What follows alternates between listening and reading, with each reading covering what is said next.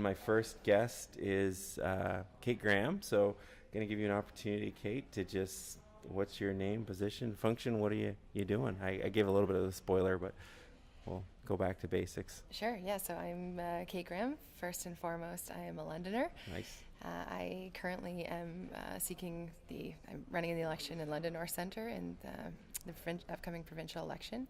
And I spent the last 10 years working at City Hall.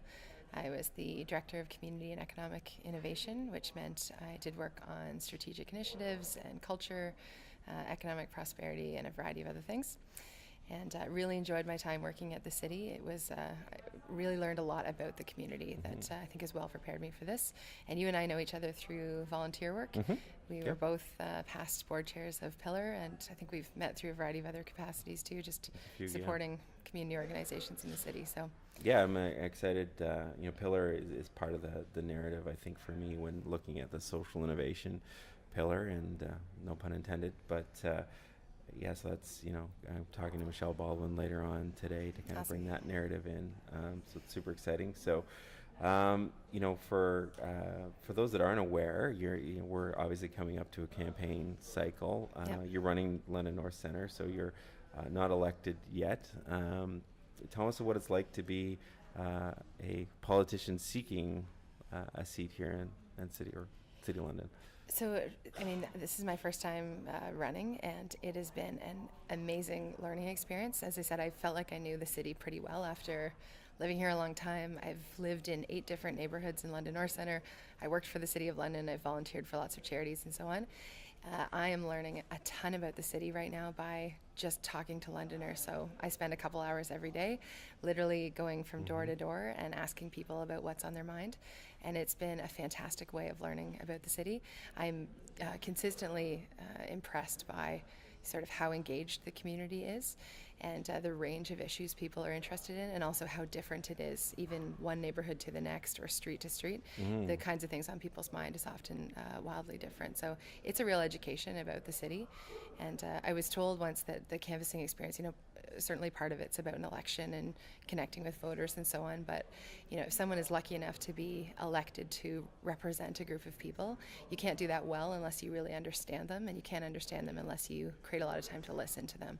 So that's been my approach, is using this campaign not only to do the things campaigns normally do, but also to make sure that myself and everyone else involved in the campaign team, we're really growing as Londoners by learning more about the city. And that part has been just the best. It's been great. So what's the biggest aha moment or biggest discovery you've made just out and talking to people, or what maybe, and asking the same question a different way, what's something that's shifted in your perspective, or something that you think differently about the city now that you've talked to hundreds if not thousands of Londoners? There'd probably be a couple of things. I think, on one hand, a lot of people when they answer the door, they'll be very frank that, I don't vote, or I don't care about politics, or politics doesn't matter to me, or politicians are corrupt, or any other number of things that suggest that somewhere along the line, politicians and institutions of government have failed them so profoundly that they have completely disengaged from the system. They no longer see it as a vehicle for positive change. They don't see any value in taking the time to get to know a candidate or show up to the polls. And that's been both eye-opening and also really discouraging, but in some ways also gives us the reason why people who are trying to get into politics or are in politics need to do better. We need to pay really close attention to those people and why they don't see government as a force of good and why they don't see politics as a force of good. We need to understand what's underneath that, and hopefully be a part of changing it, rebuilding that trust. Was that a surprise to you? Well, 'Cause we you did a were lot of. municipal engagement before.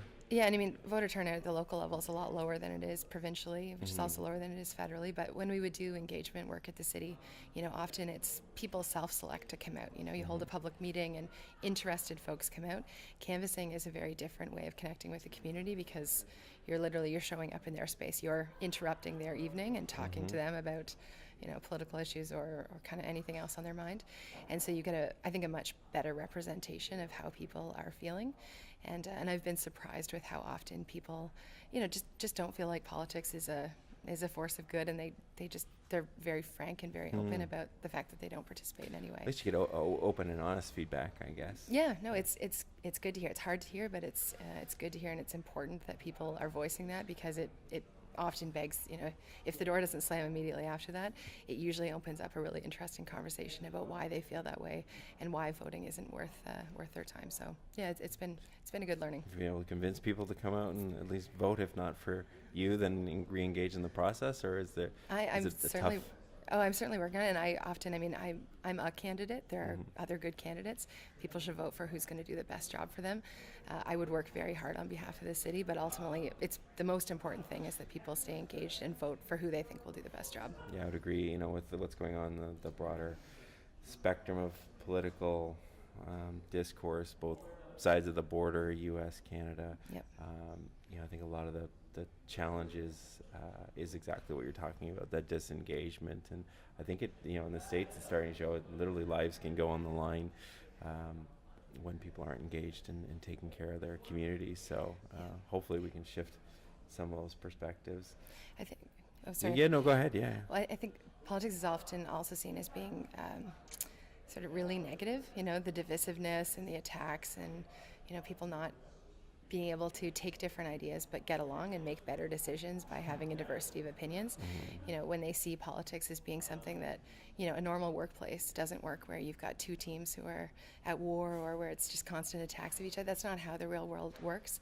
And I think people want to see politics done differently, where it can be an open conversation about different ideas, but people still can get along with each other. And so that's what I'm trying to encourage people who feel really disappointed and just don't want to get involved in the negativity, to say it does not have to be that way. Well, I've seen, London North being the riding so far that has declared candidates. From social media anyway, it seems like there's good dialogue and cross support from the candidates. For so sure. I haven't seen any negativity yet, but we're Nope. not in the full campaign cycle yet, but hopefully that trend can continue. Let's so. hope. Yep, trying to keep it positive. Yeah. So next question would be, oh, good. Okay. All right. Are we still streaming? We're still good. All right, cool. Next question is quite simply, why do you live in London? How'd you land here? Why'd you stay? So my dad's family has been in London for generations. I don't know exactly how many generations, but as far back as we can trace, there are roots in this area. My mom was from Charlottetown. She moved here to do a master's degree at Western and planned to go back to the island.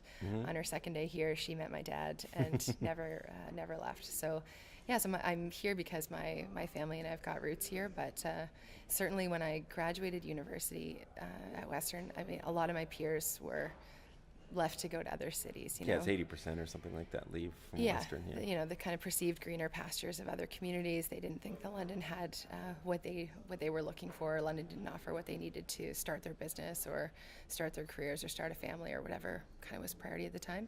For me, I'm a big believer in investing in the place where you are and making the place where you are as great as it can be. So I chose to stay in the city, and I've had a really good experience in this community.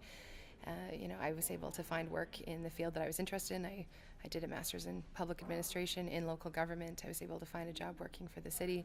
I was able to find nonprofits that I really cared about and be able to find meaningful volunteer roles. As I said, I've lived in a couple different neighborhoods in the community and have really enjoyed that too. I currently live in Old East Village. It's fantastic. It's everything people talk about the village as being. Things, yeah, really well. A lot of craft breweries.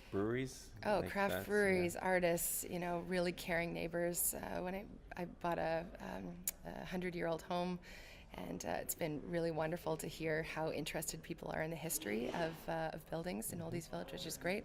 When I moved in, there was a little welcome package, which everyone that moves into the village gets with cool. local jams and information about, different events and things. So there's a lot of good in this community, and so I've had no reason but to stay because my experience has been so positive. Cool. That said, there are also a lot of parts of London and experiences that people have in London that are not okay and need to get better. I've had some of those experiences and others have too. And so, I think London's an evolving project. There's a lot of work to do, but on whole, I think it's still a fantastic community and one that I'm really proud to live in. Yeah, when I first put out the narrative on the blog post, I was challenged a little bit and actually have added in I have a sort of a content plan of the way I think the series is going to go. And I called it the City of London of Missed Opportunity, because we haven't always embraced inclusion, diversity, and you and I would know from work on Pillar, there are many organizations who are trying to change that, Pillar being included within that. But there's still, if you speak to the different communities that have felt marginalized, there's still a lot of work to be done. So I'm looking forward to exploring that sort of counter narrative. Is it the city of opportunity for only certain people or things like that? Yeah. So.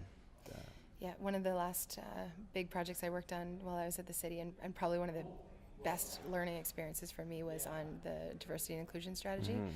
And we put a call out to Londoners to help us write the plan. We didn't know if 5 people would show up, 20 people would show up. We had almost 250 people, all of whom had experienced some form of hate or oppression or discrimination, racism, Islamophobia, on and on and on in the community. And the reason they were there is because they wanted to live in a city where it was better than that, and they wanted to be a part of making change. But hearing those experiences, it was really startling and also highly motivating about why we need to get better. We need to be more inclusive there's been city. a few obviously public incidences and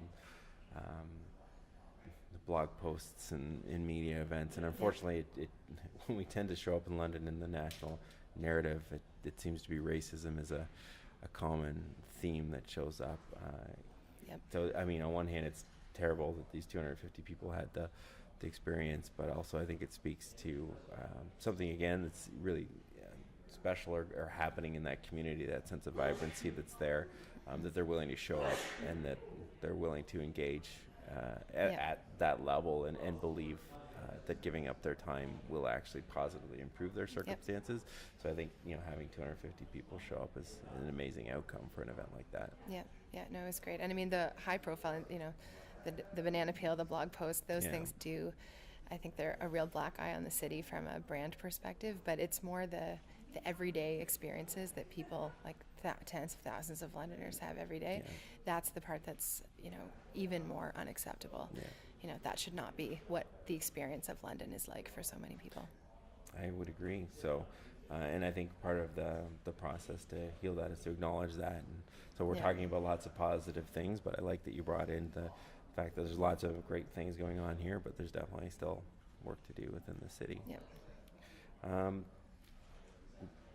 You can take this either from the political lens or from your experience working at City of London or your volunteer work, but is there something that you think London does better than anyone else? Like if you're to say you're out, let's say you get elected to Queen's Park and you're meeting with another fellow MP, and they say, what's so great about London? Is there a single thing that you could pull out of the air, or would it be a rambling 60-minute narrative about all the great things? I would tend towards the latter. Unfortunately, I need to get better at being succinct. But, people often talk about London as being a great place to start something, the whole test market and, the dawn of insulin, the, first Canadian brew, like all of those things. And you do see examples of that all around the city where people are able to turn a good idea or a problem into something that actually, takes off. And, my goodness, look at where we're sitting right now, what your company's been able to do, what, spend 10 minutes at Innovation Works or walk through any of our, medical research labs, go up to Western, and you'll see that there are amazing ideas taking form in the city. So, do I think we do that better than anywhere else in the world? That'd probably be a tough sell, but I'm not sure that if the benchmark is that we are the best in the world at something, I think it leaves us to constantly be focused on everyone else around us instead of just being, really strongly championing good things that are happening here. There are many, many examples of awesome things happening in the city, and I would be really interested in pointing out a few of those. If someone asked me at Queen's Park, what's great about London and what are you the best at, I would pick a few things that I think what are a few things fantastic in the city. Let's go right now. Okay, well, I would start by probably talking about what's happening at Innovation Works. You and I were both a part of this story where the idea that there are people across sectors doing all kinds of cool work, and when you put them into a space together, interesting innovations happen. And we would never have anticipated that that space would be so full so Nope. fast, Yeah. strictly from a dollars and cents perspective, but also the energy that you feel when you walk in. I don't think I've been there yet where there isn't interesting events that I've never heard of. You can't have a coffee there without talking to someone who's doing something Amazing completely things, yeah. fascinating you haven't heard about. And then, these are sort of the more often told stories, but you can go to the website of any major institution in the city, any nonprofit, most of the big businesses and so on, and there are really interesting things happening all over the community.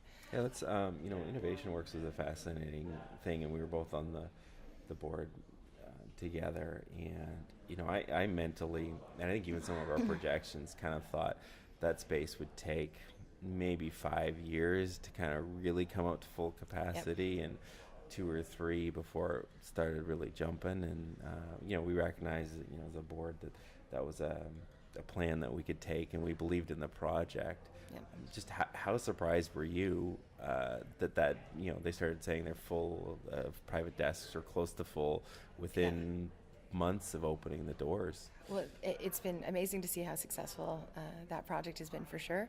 For me, the real measure of success is, I teach a class at King's, and a group of my students were there last week, and the feeling that they had about the city, and we often talk about students being, on the bubble. They spend a lot of time on campus.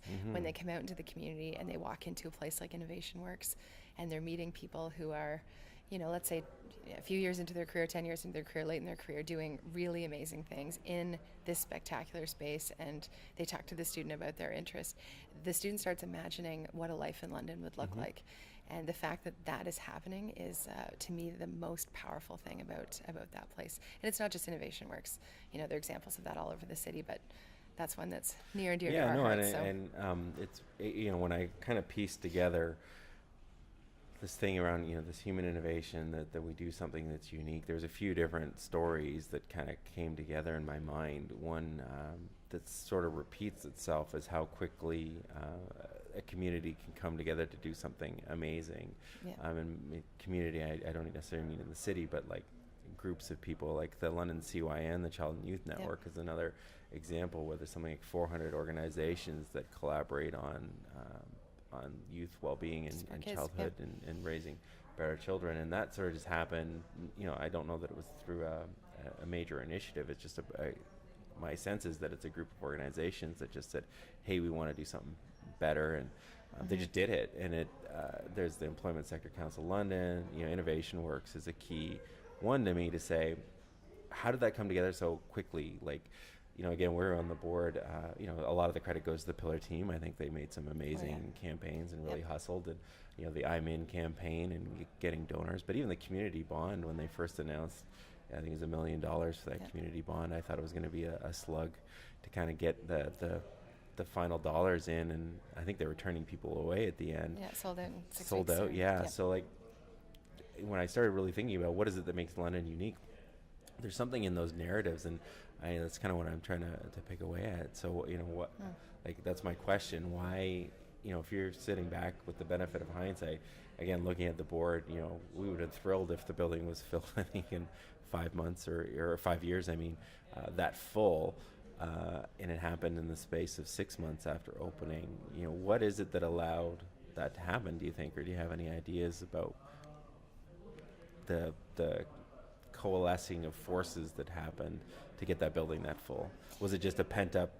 need that, we obviously had identified the need in the organization and said, yes, this need is, but I at least underestimated the demand for that within the city. So sometimes I feel like, if it's probably a common metaphor, but if you think about a city as an onion, and the longer you live in a community or the more you get to know a community, you can peel back the layers and really see kind of what's underneath, what's at that core. Yeah. And I think Innovation Works was an example of a bit of a peel back where, a lot of the people in that space were already doing really cool things.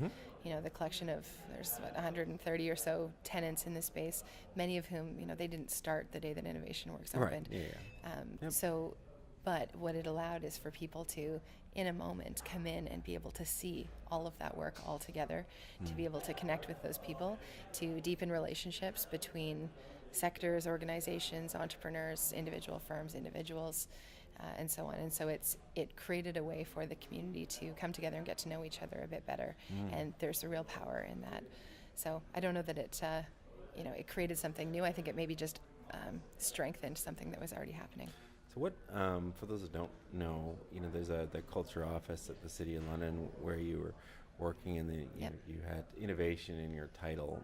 What is the city's role in sparking innovation or helping cultural advancements within the city? Obviously, there's management of funds and some grants, I think, that happen. But really, when you're sitting at City Hall and in your former role in helping to, I don't know if encourage or spark or facilitate is the right set of words, but maybe explain what the city's role in some of this stuff would be. Yep. Well, and I mean, there'd be different perspectives on what the right city role is. My personal opinion is that the city needs to do a couple of things in any sector, and we can certainly in culture this would be true.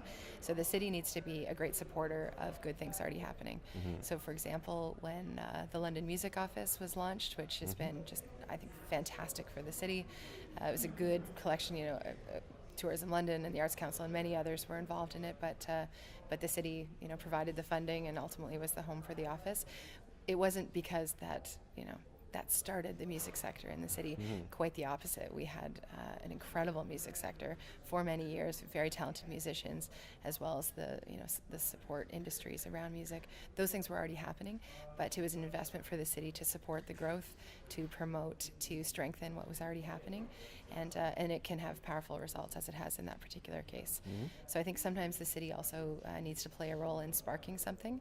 And you'll see examples in the design of funding programs, for example, where a little bit of money with the expectation that it leads to great things. The Sparks program would be an example where literally it's to do that. It's to give that little bit of fuel that, maybe it's an idea, maybe it's the motivation to bring a group of neighbors together to make something really good happen. So sometimes the city leads, sometimes the city follows, sometimes the city supports. It can be a variety of things. So maybe explain the Sparks program. I haven't heard of that one specifically. And this one wasn't. This was in the Neighborhood and Children's Services area, but it's very small amounts of money that are given to, often to neighborhood or community groups, but to do interesting things with. And it just, a lot of funding is targeted to big organizations, and it's, intensive application processes and so on. This was intended to be more nimble, more grassroots, and allow good ideas to take shape. So, it wasn't in my area, but just an example of where, I think the city was able to do something pretty powerful with not much money.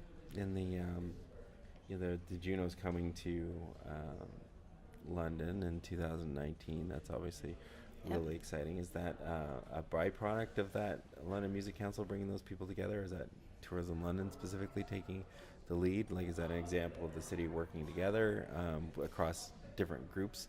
I would assume to do a bid like that. I'm not familiar with that process at all. But yeah, well, I mean, Tourism London and others, a bid like that is an extensive process. But for London to even be on the radar, a lot of things have to be happening in the city, which includes, the work of individual musicians. It includes music venues. It includes the media, the kind of buzz around the music sector that's needed to make London seem like an exciting and viable location for an event like that. So for sure you need, Tourism London's done a fantastic job of championing that, the music office and others. But ultimately I think that's a real success for the entire community, because we would not be hosting the Junos if there weren't already. I think it's a real vote of confidence about what's already happening in the city. And that's, again, my theory is that there's some really good stuff happening in the city. It's maybe just not as commonly known. That's part of the challenges that I'm trying to mitigate with this program. Cool. What does innovation mean to you? You had it in your title. What does it mean to you? So there's a lot of different definitions of innovation. Sometimes people define innovation as being something new, or finding a new solution to a problem, an old problem, a new problem. I think innovation can take many more forms than that, though. It can be the creation of something new. It can be incremental improvements to something that's already happening. Sometimes it can be just doing the same thing in a better way, in a different context, making some change that makes something take off. So it's a tough word, and it's become a bit of one of those buzzwords that's used to mean absolutely everything, to the point where I think unfortunately it loses a bit of meaning. But at its core, I think it's about getting better.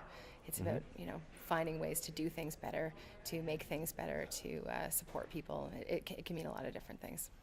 And with my the theory that I had is that London maybe does human innovation better, and it's that concept of coming together. So again, with the London CYN, Child and Youth Network, with Innovation Works, all the sort of case studies we've talked about, it would go towards that definition of there's already something there that's happening. We're just innovating a different way of getting those connections together and people together in the same room, and Yep. Again, combining the best practices across 400 organizations in the case of Child and Youth Network to improve all 400 members of that network or of that collaborative.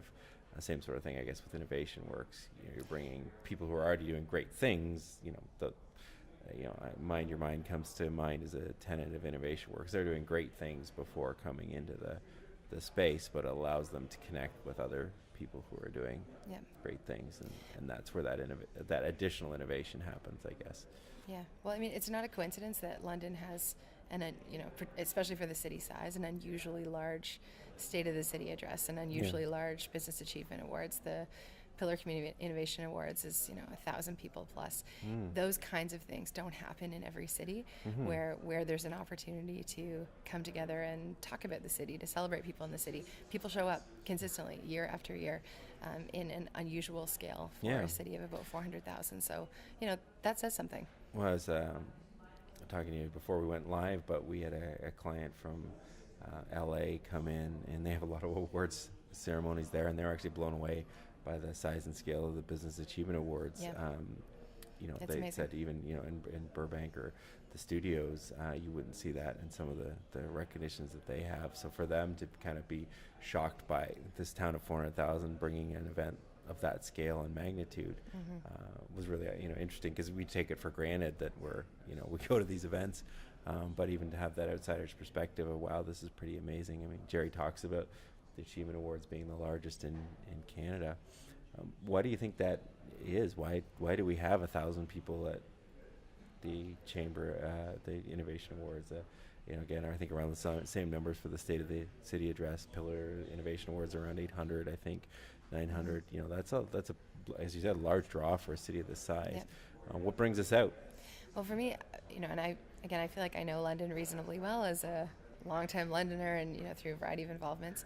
I learned something new at each of those events every year. So at the Innovation Awards, for example, when they showed a video of, it was like 50 or 100 people who get together weekly and play ukuleles, for example. I had never heard of that before. And there were people in the crowd taking their ukuleles around, and the video, of course, was about social inclusion and people feeling a part of a community, and newcomers becoming, all kinds of good things came from a group of people literally coming together and playing ukuleles. Yeah. And it was such a treat to see that being recognized for what it was. And if there wasn't a forum like that, I wouldn't know that was going on. You may not know that's going on. So it shines a spotlight again on things that are already happening. And I think people keep showing up because it feels good to live in a city where you see that cool things are happening around you, and it's an easy way to learn about what's happening around you. So I think that's why we see these big events growing every single year, because people want to be proud of where they live. They want to live in a city that great things are happening in, and they want to feel connected to that. And so it's worth spending an evening to come out and be a part of it. I guess sort of I circled around this question a little bit, put a finer point on it. Do you think London has an identity crisis? When you think about, to explain the great things that are going on in London, you need a 60-minute run at it to explain all the things. Whereas that other cities jump to mind, Waterloo being the most obvious size and scale. They have a brand that's pretty recognizable, even on a global stage. When you talk about Waterloo, tech is going to just jump first into your mind, and that's been a deliberate action by the city and the people that live in it. Does London have an identity crisis, or is that something we should be concerned about as people operating and trying to run businesses and things like that? Yeah, I think, this question about what is London has been a perennial conversation for a long time.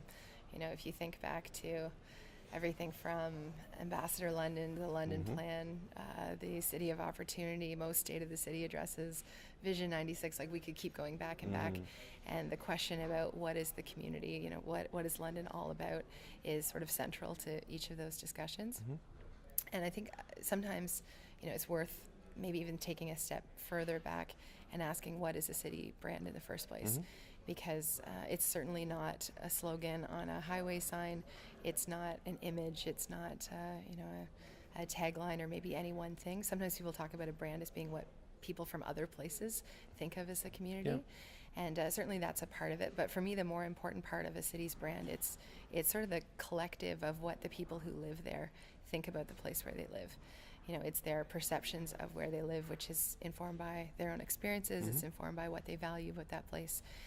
So some of the most successful city brands in the world, like the iHeart NYC brand, for example, which is, was founded in the 1970s or developed in the 1970s, is still going strong. The reason that's so successful is because it spoke to something that resonated with how people already felt about their city. They already believed that. It connected directly with the pride and love that New Yorkers felt about New York City. So the idea of kind of creating a brand, I think we miss the mark when we do that. Instead, it comes back to that onion analogy about better connecting with each other, better understanding the community, better understanding each other. And from that, I think we do find that there are a few common things that tie us together. And the answer to the brand question lies somewhere in there. So, and I mean, also the city is not some homogenous entity, right? It's constantly evolving. We're about to cross over the 400,000 threshold. A lot of change has happened. The historic image of what is London would not match up today with if you were to arrive here today, with what you would see. So it's a constantly evolving question that requires us to really stop and think about our own experiences with the city, our own values, what kinds of things bring us together, why do people make the choice to live in this community, and it's not one answer, one simple answer. If it was, we would have found it a long time ago. And it may not be something that stays steady for all of time, but it lies somewhere in that collective experience of what being a Londoner is all about. And I think my sense is that within certain circles anyway, there is a lot of civic pride. We just can't necessarily put our finger on it. There was the Ambassador London campaign. There was, as you said, there's been a few other campaigns to draw it out. I guess follow-on question to that is, do you think it's important? Is this project, that we're embarking on worth time? Obviously you're giving up your time today. I don't know if it's because I asked you nicely.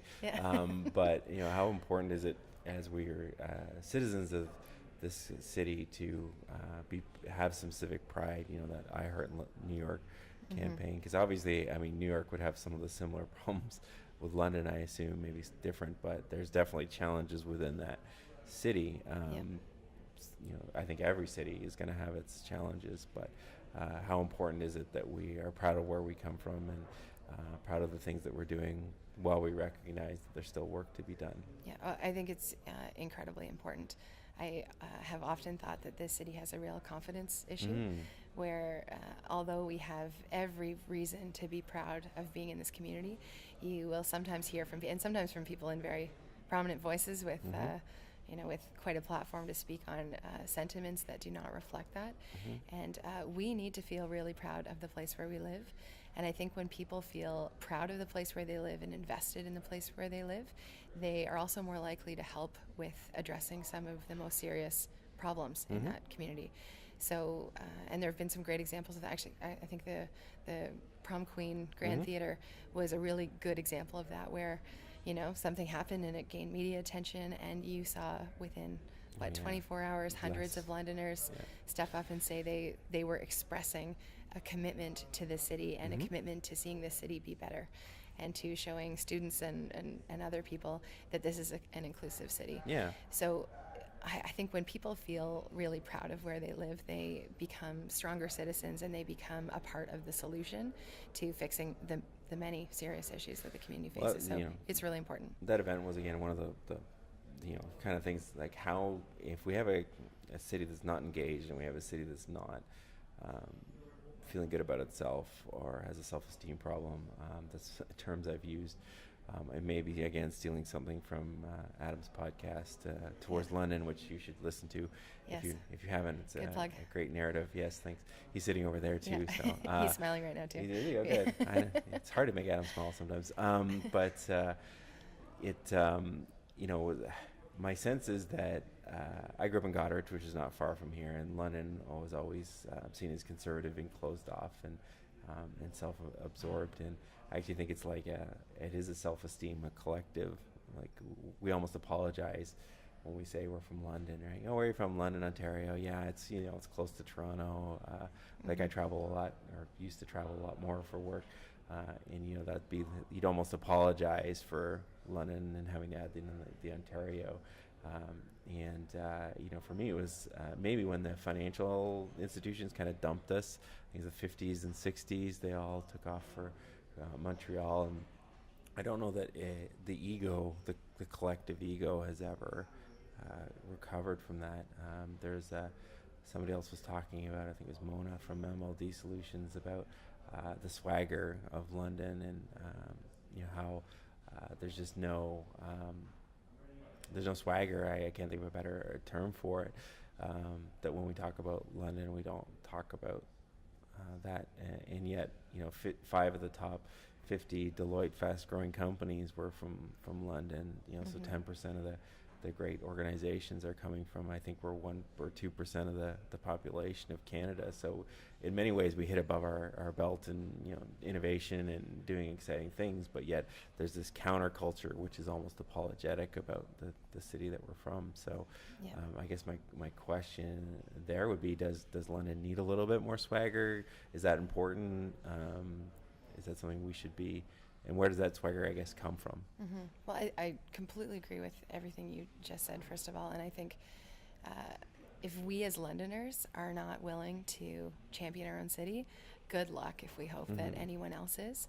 And being a city champion, being proud of where you live, does not mean being blind to the social ills of the community. I think quite the opposite, actually. But when we look at, my number one expectation of whoever is at Queen's Park, whoever is on Parliament Hill, people who are leading key institutions and traveling all over the world, to me, a part of that responsibility as someone from London is to be really proud of the place you are from. There's probably nothing more powerful that we can do to help not only build the community's reputation internationally. When you think of 400,000 Londoners almost, and all of the connections that they have around the world, it is powerful. So if we are not willing to stand up for our city, it's a lost cause. And I think the swagger comes from that collective pride. And there are cities, when I was doing my dissertation research, I was traveling to cities all across Canada, and one of the most impressive experiences was when I visited Vancouver, and I was doing interviews with civic leaders, members of the media, mayors, councillors, and so on.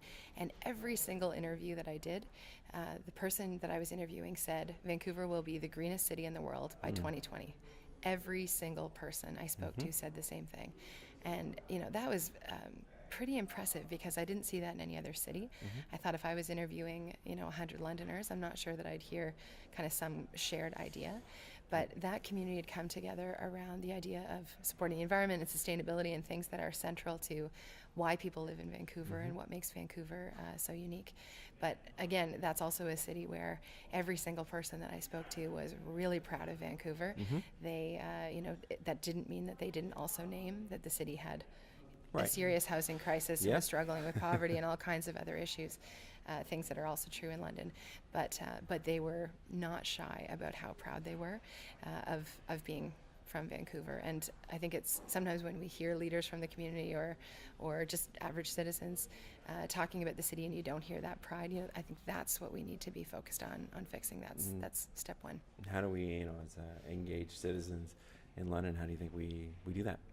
Well, there's no easy answer to that, unfortunately. Again, if there was, we'd probably already be doing it. But I do think there's real value in things like Innovation Works, things that bring people together and get them excited about what other people in the community are doing. Things like, the Business Achievement Awards, for example, how empowering for You know, if you're, Mm-hmm. you gave the example of someone who's a business executive from the States, they come to London, they hear about cool things London businesses are doing, and they get really excited about London. So we need more opportunities for people to get really excited and build their knowledge about the community. And it's not always easy to do. Unfortunately, a lot of those events are expensive and not accessible to the entire community. And we need to do a better job of using more platforms, using many voices in many formats to champion good things happening here, and also to have real conversations about things that need to get better. That's awesome. I guess at this point, I kind of like to open it up. Is there any question that I should have asked you but didn't through this process, or thoughts on, really what the brand story or the importance of having a vision is for the city? I guess maybe that's a thinly veiled question. Does the city need a vision to be able to make decisions? No, I'm going to take this back as a formal question. So now you have a sneak preview of the last question. So there's some really contentious decisions going on right now. BRT, LRT, which I was a big fan of and ultimately lost. And, some of these things, without a vision for the city or without a common understanding, like I go to the Waterloo example, and there's LRT going into that city. And if you think of the high-tech brand that the city has, the fact that it has to attract millennials and retain talent in the city, and we know that students, sometimes struggle to afford cars, so making a transportation-friendly city, obviously, that makes it really easy, I think, for city council and for some of the politicians to fund a larger project like light rail because of the connection. You can see, okay, if we want to be a tech leader in the future, we have to make sure that students and recent grads are able to stay in the city. Do you think decisions like that become easier if there's a better vision for the city, or is that I'm a branding person and that's kind of how I like to think about things? So is that just my personal bias showing up? Well, my experience working in the municipal sector and, paying close attention to what's happening in cities around Canada is that these big transformative projects, they're really hard, right? Like if we think that a major transportation project, for example, in any other city in Canada, that everyone was standing around holding hands, clapping and saying, oh my goodness, this is perfect and amazing and I can't wait till it goes down my street. That is not how that goes anywhere. So we should not be surprised. The experience in London, I don't think, is all that unusual. And when you talk to people who've been involved in big transportation projects, in big economic development initiatives, in a whole variety of other things, when you talk to people involved in those in other cities, you will find that the active conversation that's been happening in London is not unique. So I think that's one thing. Even in London, think about the history of Bud Gardens. It was the Labatt Center at the beginning. There's a lot of opposition to that project. You had people standing, literally holding hands around a set of heritage buildings. People were convinced that it would just hollow out the downtown and so on. There are all kinds of very, legitimate comments being raised that needed to be considered. Ultimately, that project's gone forward, and I think, if you go to see the London Lightning and you go to check out an amazing restaurant that's nearby afterwards, it's hard to argue that that's been a success. So the idea that these projects should be uniform consensus and only happiness is a fallacy. That's not how it works. So I'm very hopeful. We do see big projects in London moving forward. There are 170 million in provincial funding, federal funding that's been committed. You've got municipal funding as well.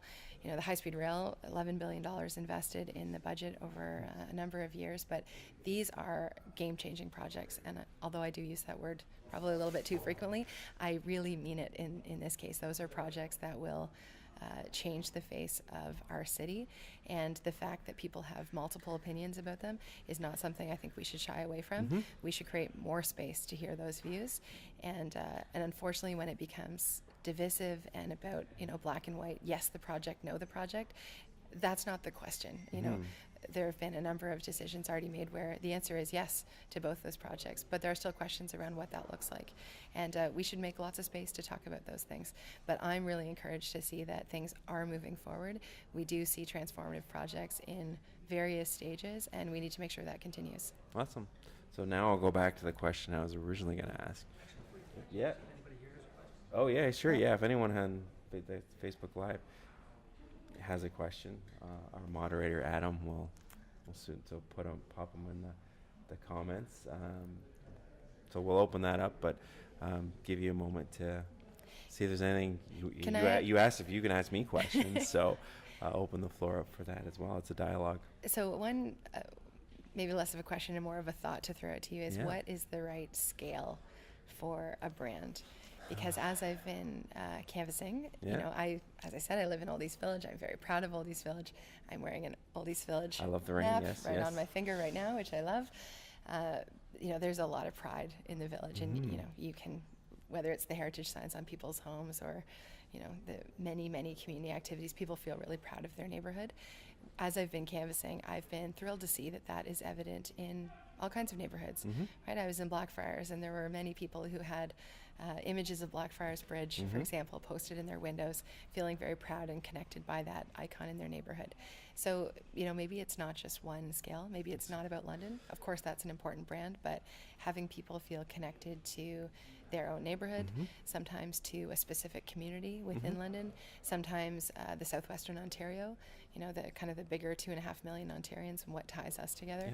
So there are many layers to this, and so it might be something you may want to explore through these 30 conversations ahead. It is an amazing thing to think about in the way that I'm a computer guy, also way too deep on a couple of podcasts on human connections and things like that. But for me, what's coming out the more that I talk to people about is actually a concept of networks.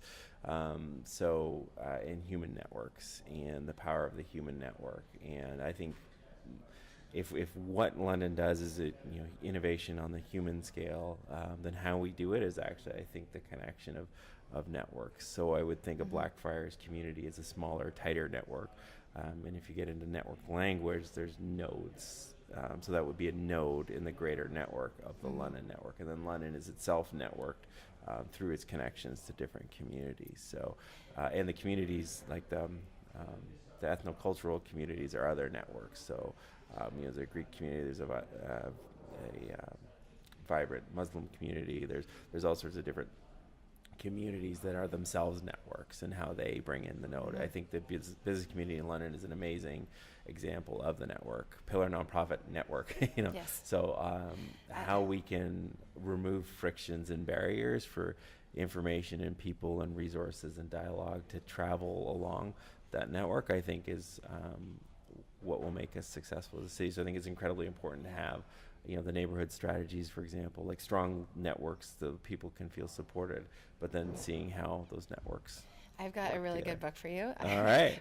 We should maybe go offline for this, but when I was doing my comprehensive exams, I did one on city competitiveness, which really shook my views of what even is a competitive city. There's sort of the obvious traditional economic perspective on that, but you could take an equity or a social, what makes a city successful. Anyway, there's this book, and they look at, it examines, I think, 23 cities in Europe, but on kind of competing theories. It takes competing theories about what makes a city successful and actually applies them to the experience of a number of cities.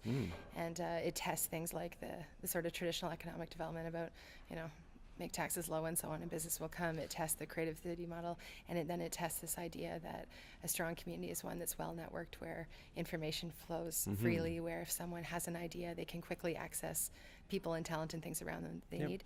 And it really tests those ideas in a real world environment. So I'm going to lend you that book. Awesome. I think you will like it. It's really good. Yeah, that's my, and I think, when you look at the success of some of these networks, it really is the ability to pass information and resources across. So, did we end up with any questions, Adam?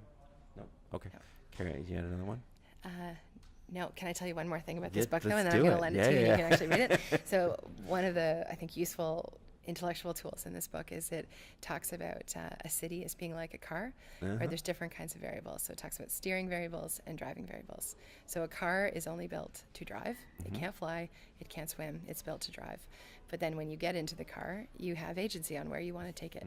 And it talks about cities as being much the same, where there are a set of variables about a city, like its geographic location and its historic makeup of industries and so on, things that are driving variables, things that we cannot change, or if they do change, it's very slow.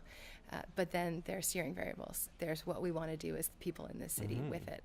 And the book very much tells us that we should focus on those kinds of variables, which come down to things like leadership and people in the community sparking conversations that bring people, like all the stuff we're talking about today. Cool. So I definitely. you'll really like this book. It answers the question about, is this conversation important? Maybe I don't even need to do that the rest of the interviews then if the book has all the answers. It does not have Save all the us answers. some- It will oh, give you okay. lots more questions. So, as any good book does. Yeah. Yeah, awesome. Yeah.